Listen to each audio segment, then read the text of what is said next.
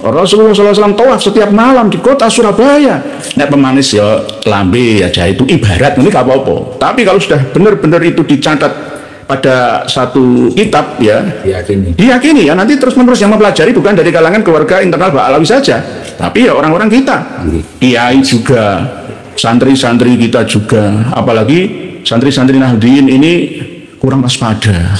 Atas nama kultural dari Nahdien, kami Al-Fakir Muhammad Hasan Basri sangat merasa prihatin dan peduli atas gejolak yang sampai detik ini kurang lebih 3 tahun, masalah polemik nasab yang merebak melanda kemana-mana di seluruh seantero Nusantara.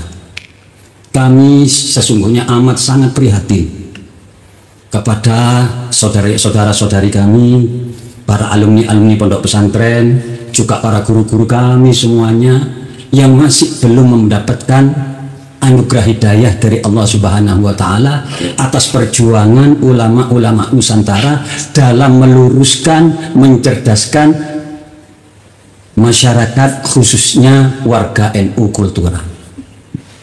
Husnudon saja, pokoknya husnudon terus bener, taslim, terus nggak ada yang namanya salah, Habib itu sudah bener semua. Nah inilah yang berbahaya. Oleh sebab itu tidak hanya untuk wilayah Surabaya, Jawa Timur saja, Madura tidak, tapi seluruh Nusantara.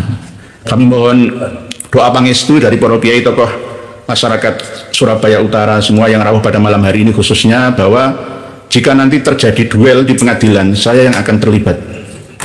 Dan saya sudah diundang oleh Cyberkrim Polda Sulteng. Sudah ada surat pemanggilan buat saya.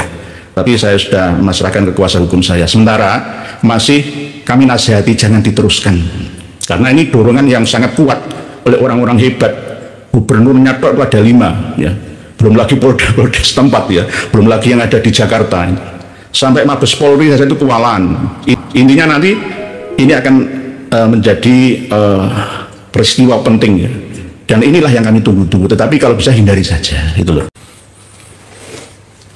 Di sini kami hadir secara mendadak di dalam Yai Nur Ihya, sangat mendadak tanpa adanya settingan.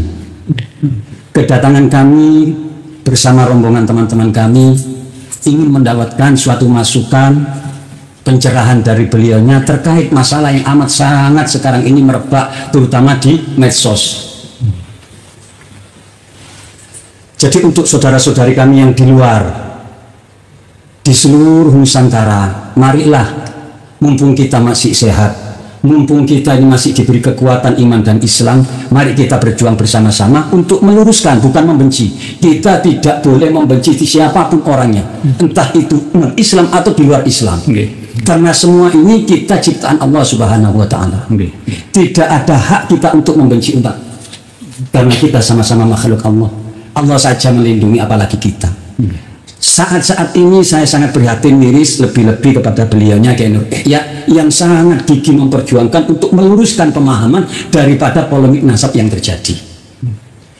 Karena Gus Fuad Riyadi dari Pleret sudah meminta maaf, dan kami pun sebenarnya tidak mendukung ucapan dari beliau Gus Fuad tentang kirdun-kirdun terhadap Sis Al-Jufri itu, gitu loh. Nah, cuma ini hanya pancingan ya. Apakah selama ini seluruh rakyat Indonesia itu mendengar atau tidak pisuhan dari Habib-Habib terhadap kiai-kiai Nusantara itu? Ternyata nggak ada kerungu, ternyata nggak melihat, ternyata buta tuli semua ternyata. Oke, pura-pura itu bagaimana ya ini? Pura-pura. Kalau saya lihat sih pura-pura ya. Pura-pura ya. Padahal kalau yang pribumi sampai kayak langsung iya. Kok langsung ya? Gitu. Padahal ya minta maaf sudah. Tapi di sambar.id itu ada keterangan halal darahnya Fuad Pleret itu. Saya masih tidak simpan itu. Oh berarti ini doktrin ekstrim itu. Nah, ini teroris itu dari sini. Teroris semua. Berarti antara sesama saudara yang sudah minta tabayun, minta diskusi kebangsaan di Mabes Polri atau di Polda Jogja atau di mana tempat di Jawa saja, jangan terlalu kejauhan ke Indonesia Timur sana, tapi tetap ditolak semua. Pokoknya kudu Fuad Pleret harus jebloskan ke penjara dengan pasal sarah. Gak kerungu ya. Padahal kalau Habib Rizik sendiri bilang, asalnya kan dia itu kan ngajak perang. Kok gak ada yang proses? Ya heran saya kan gitu ya. Kita ini ya gitu loh, dari aparat kita ini. Iya, kita semua ini orang waras ya. Tapi kok gimana ya? Kok gak ada respon ya? Ya itu heran. Terus pertama kali 3 tahun yang lalu ketika kita dihina-hina, 70 kiai yang alim tetap kalah dengan satu Habib yang bodoh ahli maksiat, itu kan sara ya? Sara. Penghinaan yang luar biasa. Lah, mana suaranya? Heran aku. Penghinaan ke presiden. Ya, enggak. Nah, itu. Terus misalkan itu pendapat individu ya, pendapat pribadi, ada kitabnya ya. Kitab Manhajus Sawi itu ada. Tuntunannya ada. Kenapa Bahar bin Sumed itu berani mengucapkan seperti itu, ditiru oleh murid-muridnya, penggemar-penggemarnya ya. Bukan beratnya ada ya. Nah, sama Rekan Al-Ghadri sama yang gondrong-gondrong ala kribo-kribo yang ceramah itu. Satu Habib yang bodoh ahli maksiat sekalipun tetap lebih tinggi derajatnya daripada 70 kiai yang alim. Jadi ada referensinya bagi mereka. Tidak ada gunanya ya yang mondok. Enggak ada gunanya. Jenengan kan 7 orang ya, sama saya 8 ya, sama admin 9 ya. Bisa kurang dengan satu Habib yang menzinai, misalkan kasus Syafiq bin Zainal Abidin Al-Idrus di Jepara ya. Bisa menangan Syafiq. Gak apa-apa, perbuatan apa saja tetap dijamin surga dari leluhurnya. Tapi jenengan kaiso, jenengan itu belum tentu surga. Surga golek-golek dewe usaha. Al-Fakir sendiri sebenarnya secara pribadi dari dulu itu banyak guru-guru dari kalangan habaib itu banyak. Bahkan saya pernah selama 1 tahun di Jatiroto. Jatiroto Lumajang di desa Kaliboto Kidul ya. Kaliboto Kidul. Dalamnya Allah menyerham, dalamnya Habib Hashim bin Ali bin Ahmad bin Abdullah Bafaqih. Beliau mempunyai saudara kabarnya yang di Kemusu Jogja, Syed Ahmad bin Ali bin Ahmad bin Abdullah Bafaqih. Jadi setiap tahun beliau itu mengadakan haul di tempat itu, dihadiri oleh beliaunya pengasuh pondok pesantren Al-Qadiri 1, yakni Kiai Muzaki. Iya, Qadiri 1. Itu bahkan tiap tahun. Tiap tahun. Setelah beliaunya meninggal, terus kami sudah nggak ada di sana. Itu.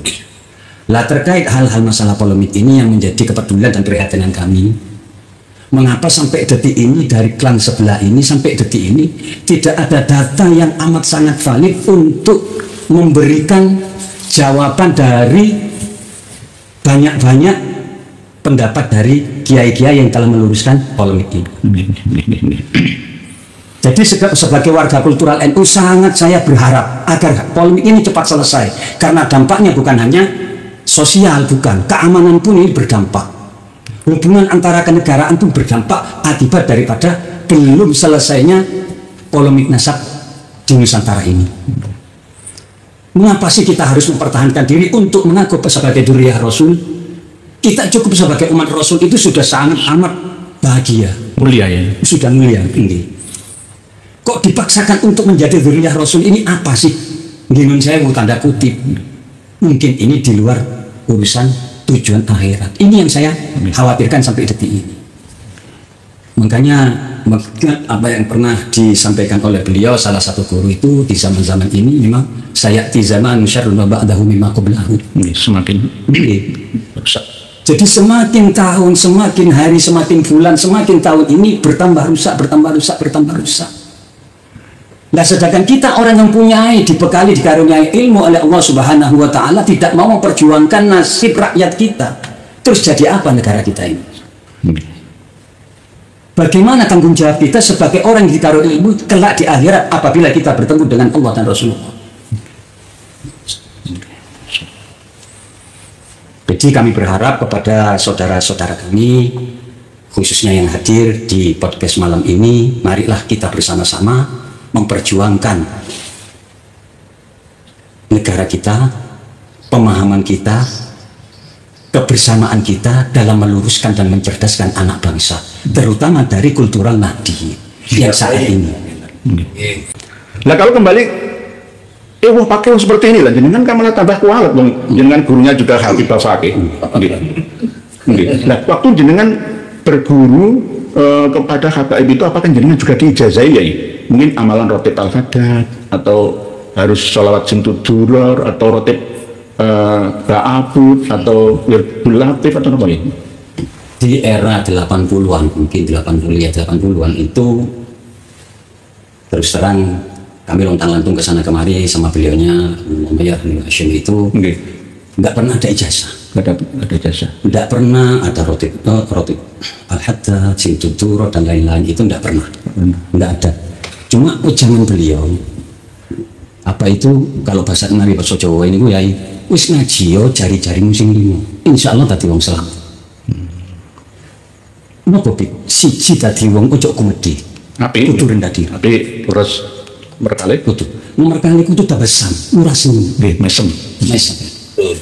Nah, yang ketiga itu harus komitmen atas subbainal amroin. Kita harus punya AABB. Jangan memihai. Kalau sudah ada data yang valid, akurat, mengapa kita tidak ikuti? Inilah sayangnya pemimpin kita saat ini. Konsisten komitmen. Ini konsisten komitmen pada suatu yang memang diturunkan oleh Allah melalui Rasulullah dan diteruskan oleh para ulama kita. Nah, yang keempat ini tunjukkan orang yang tidak tahu arah menuju terutama kehadirat Allah Subhanahu Wa Taala. Kita tidak pernah lepas dari yang namanya hablum minallah wa hablum minannas. Kita dikaruniai kesehatan, marilah kita bantu dengan kesehatan kita. Kalau kita nggak punya ilmu, apa yang kita punya, ayo kita bantu, tumbuhkan jiwa sosial kita. Dan yang kelima, saya ini jadi ibu pengayom, muncul rasa kasih sayang. Wis ngaji iku insya Allah selamat. Nah ini semua pelajaran ini ki ono inang tanah Jawa. Leluhur tanah Jawa itu seperti itu ajarannya. Ngaji yo jari-jarimu sing limo.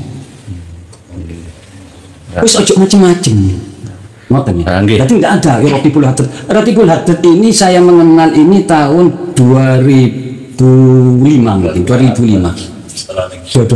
Saya keluar dari pesantren itu perkiraan tahun 94. Terakhir itu di 94. Nah, yang paling saya gemari dulu itu Hizbun Nasr punyanya Syabul Jalani. Hizbun Nasr saya bilang sendiri niku wonten. Niku sing Hizbul Bahar niku sing sering memang dulunya wis saiki gak isi-isiban, wis selawat ae sing adem nggih. Kulo nggih ngaten ya. Kulo riyen niku Hizbun sampai sono ya. Hizbul Ghazali, Hizbul Nawawi, Hizbul karo-karoan niku bingung ya. Jadi ini pengumuman untuk para santri di pesantren Salafiyah Nahdlatul Ulama itu. Ini kan tajrib sudah teruji. Kita ini pernah ngaji seperti kitab Syamsul Ma'arif. Itu zamannya berbeda. Kita harus menyesuaikan tuntutan keadaan zaman.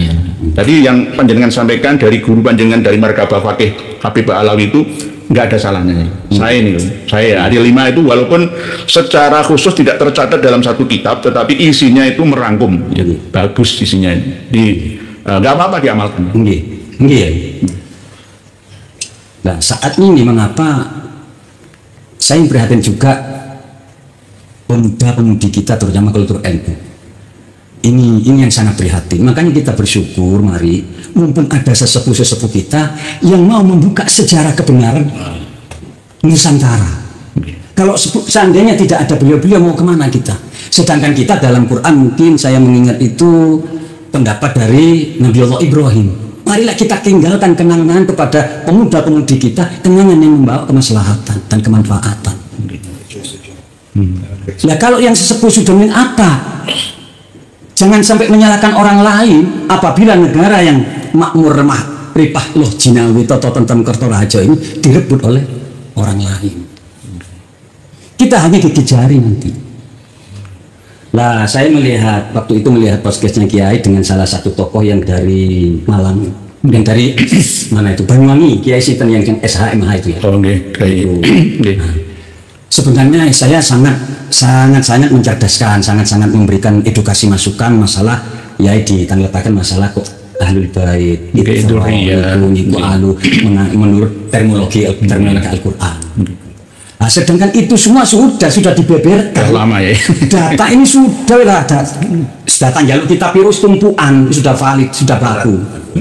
Cuman sayangnya ya mohon maaf tadi menyinggung masalah negara.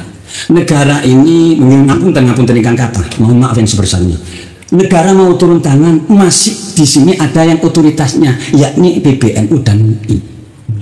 Takut menyalahi aturan kemungkinan seperti itu. Untuk keagamaan kan sudah dihendal oleh PBNU dan MUI mungkin bisa seperti itu bisa seperti itu. Sedangkan untuk keamanan memang negara harus hadir untuk ini. Cuma seandainya ini sudah kadung seperti ini, kok negara masih diam? Apa jadinya kita nanti? Kalau ini terus-terusan seperti ini, karena ini sudah merebak kemana-mana sudah. Ini namanya rasis ya ini. Ini sara yang luar biasa. Bagaimana ada seorang tamu datang ke negeri kita menghina kita, terus kita diam saja. Ijma Sukuti itu tadi. Kalau nggak ada respon dari negara. Negara ini menunggu respon dari kita sebenarnya. Sudah kami siapkan buku-buku bukti. Kemarin kan saya tulis bahasa Arab, sekarang saya sudah terjemah ke bahasa Indonesia bersama dengan kawan-kawan kita untuk dipelajari oleh MUI, oleh PBNU kalau mau, oleh Muhammadiyah, Al-Irsyad Persis dan lain-lain.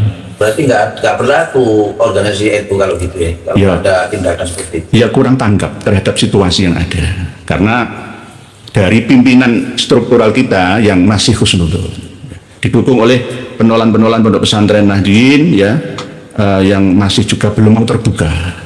Karena ada sebagian yang direkrut pondok pesantren terkenal itu lulusannya untuk lanjut studi ke Al-Ahqaf University Al-Mukalla atau ke Darul Mustafa Tarim Habib Umar bin Hafid saja. Jadi kerjasama. Akhirnya ya sungkan lah ya.